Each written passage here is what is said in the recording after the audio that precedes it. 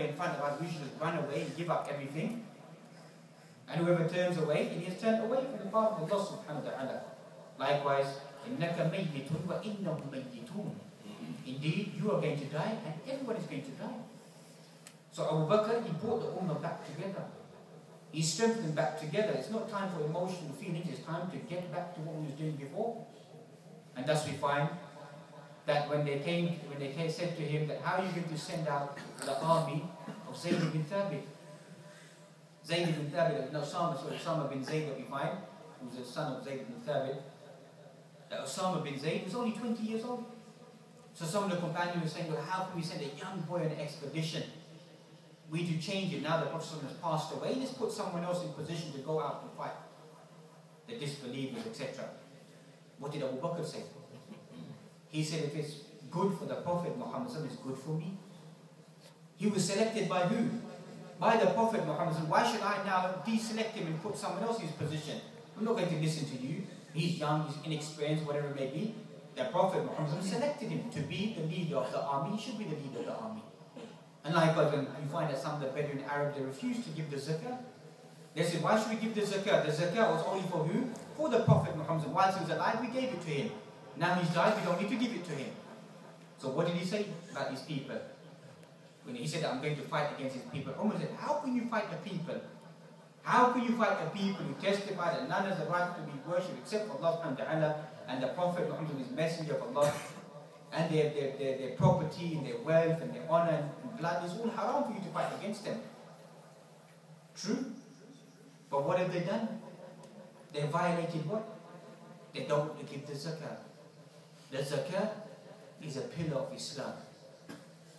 He said, وَقَالِ لَأُقَاتِلَنَّ مَنْ فَرَّقَ بَيْنَ الصَّلَاةِ وَالزَّكَاةِ. I will fight those people who make a distinction between as-salah and as-zakah. If they even to stop one string, or a string that's connected to a camel or a cow, they don't give that in zakah, I will fight them even if I fight all of my own. I'll fight against these individuals. And that's when Umar understood that the stance of Abu Bakr As-Siddque, once again, is the right stance to take. That we need to fight against these individuals, because today they refuse to pay zakat, tomorrow they refuse to do this, tomorrow they're going to try to topple over everything. So once again, he brought the Muslim Ummah back once again to the element of strength, element of understanding, element of unity. And thus we also find that in the famous hadith that we find about the proximity in the closeness of Abu Bakr and Umar to the Prophet Muhammad, in the famous hadith is known as Hadith Bi'r Aris or Bi'r Uthman. Hadith in Bukhari, once again, known as the well of Uthman, because later on he dropped his ring inside that well. So once again, this famous hadith, they find that the Prophet Muhammad entered into an area, into a garden, and rested in the well.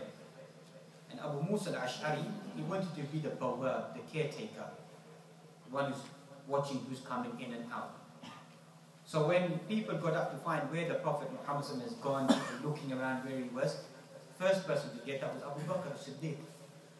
So he came and he followed where the Prophet Muhammad has gone. He discovered he'd gone into the garden. He went through the garden and came into the well. Or before that, Abu Musa actually stopped him and said to him, who is it? He said, Abu Bakr As-Siddque. So he went back and relayed that back to the Prophet Muhammad that Abu Bakr As-Siddque is outside.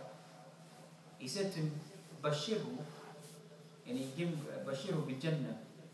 Whoever you meet outside the garden who believes in Allah subhanahu wa ta'ala, believes in me, give them glad tidings of paradise and let them enter. So Abu Bakr, he comes in and he sits right next to the right hand side of the Prophet Muhammad and he lifts up his garment and he begins to enjoy the cool breeze. Because if you come to a well, you notice the cool breeze, the cool air. So being in the desert, find immense heat, dust, etc. The Prophet rested, placed his blessed legs at the edge of the well and enjoying the cool wind and the breeze, the coolness of the well coming out. So Abu Bakr As-Siddque, he came and he sat on the right hand side. You know what he did? He done exactly the same thing. Just imitated the Prophet Muhammad. Next person to come on the door was Umar.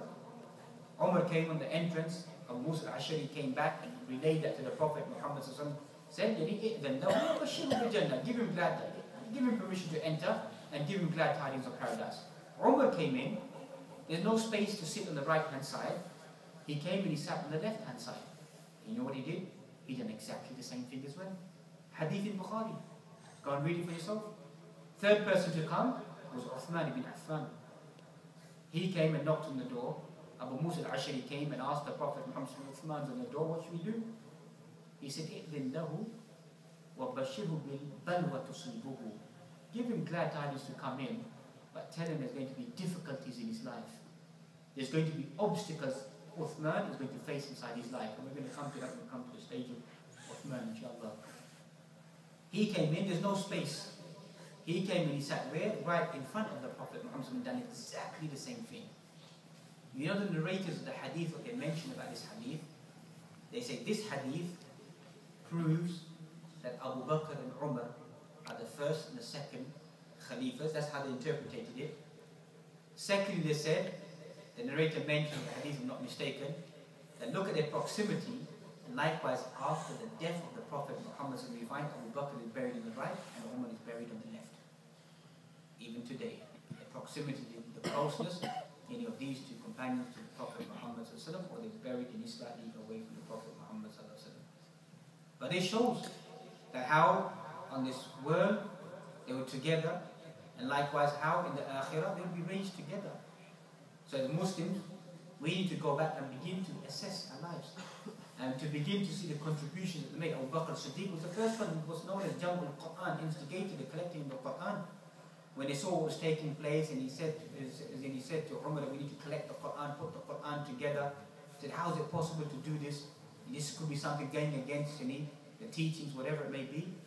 No, but this was something beneficial.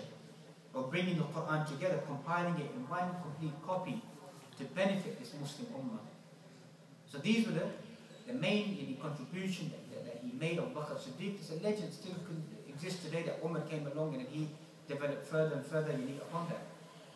So all of us as Muslims are meant to go back firstly to read the life of the Prophet Muhammad in detail about his seerah, and then to relate that to the companions around him, so we have a better understanding of our lives, and then to understand the rank and the prestige and the honor that belongs to them. Likewise, the Quran that mentions about those individuals who were loyal to the messenger, as the Quran mentions, not mistaken, Surah Al-Ma'idah, those individuals, those who are devoted to the Prophet Muhammad throughout their lives. Don't become like those individuals who turns away from their deen. So here somebody, once again, ulama tafasir, they mention the ones who remain committed. This ayah is talking about Abu Bakr As-Siddque. He never turned away, he remained committed towards the Prophet Muhammad. And that's the inspiration that we gain from these individuals. Of perseverance, of commitment, until they meet Allah subhanahu wa ta'ala, until they return back to being with the Prophet Muhammad. It's a long, difficult journey. Abu Bakr never got frustrated. Many times we see that other companions may get frustrated. He always remained. Many times he gave exactly the same answers as the Prophet Muhammad. So when the Surah Al-Hudaybiyah, Umar came and said to the Prophet, why are we doing this? Why are we accepting this? Why are we doing this? They'll come to Abu Bakr As-Siddque, and what would he say? He'd give exactly the same answers. Abu Bakr never met the Prophet at that location at that time. But he's giving exactly the same answers, that we need to persevere, we need to carry on, we cannot give up, etc. That shows the great relationship they had. That they were both on the same script, both of them on the same page. Abu Bakr As-Siddiq and the Prophet Muhammad. So likewise, we need to see these individuals, to see their lives, to see what were the things that they'd done. What was the stance of their life that they had? And to be careful about those individuals we mentioned, begin to tarnish them. Because remember, the main creed of the people who go against Ahlul Sunnah is to tarnish the companions in general, and in specific, to curse and to revile who? Abu Bakr and Umar radiyallahu ta'ala anhuma. That is a core element of their creed, of their belief, to curse and to revile Abu Bakr and Umar radiyallahu ta'ala anhuma. If you don't believe me, you can go and read their books.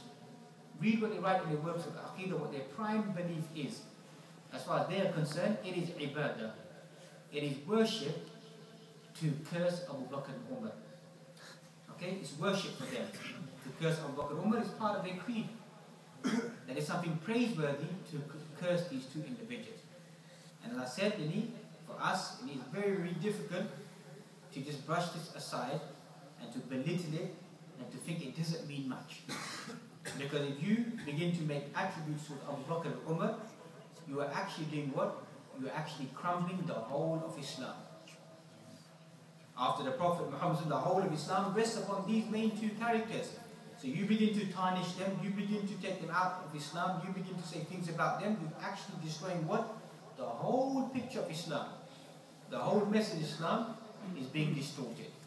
So may Allah subhanahu wa ta'ala give us all the tawfiq and ability to return back and to read about the life of these illustrious companions, to take the teaching of these individuals, to remain committed like these individuals. These are a source of strengthening of our faith, of the actions that they've done, the contributions that they made that inspires us Muslims today, that to look up to these individuals and to learn from their life. Yes, the people around us may be good, etc.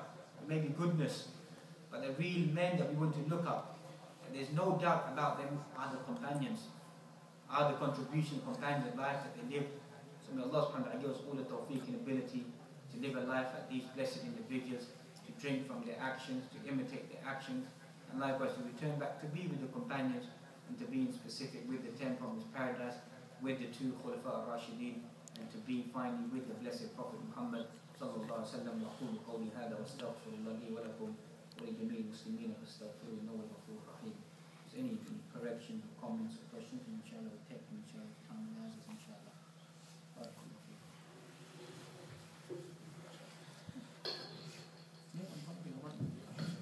If any brothers, inshallah, want to ask any questions to the Sheikh, please feel free, inshallah. So, any brothers? You said he loved Aisha the most. Aisha was jealous of Khadija because he used to love her the most. Hey, brother's asking a question that the Prophet loved Khadija the most.